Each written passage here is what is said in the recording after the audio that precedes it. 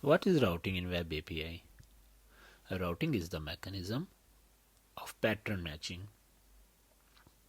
It routes an incoming HTTP request to a particular action method on a controller. There are two types of routing in Web API: convention-based routing and attribute routing.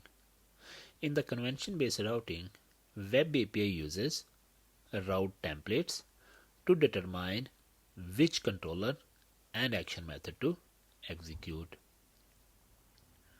So we define templates and we add into a table which is called route to use those templates. But just remember, at least one route template must be added into route table in order to handle various HTTP requests. So if you see in the following example, in WebAPI config, in register method, you see here is a way, and if you see that this is a default entry. This is a way to define templates and adding into a route table. On the other hand, attribute routing, which was supported in WebAPI 2, uses a route attribute to define routes instead of templates. The route attribute can be applied on any controller or action method. So if you see in the following example, in student controller, I have used a route attribute to define the route.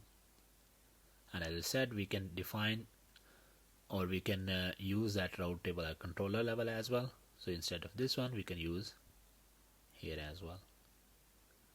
There is another thing, just keep in mind, by default attribute routing is disabled in WebAPI project, so we need to configure or we need to enable that feature. How we can do that? So if you see in WebAPI config file under the register method, you can enable that feature in this way. So you can call config.map HTTP attribute routes to enable attribute routing in WebAPI projects. I hope you got the answer.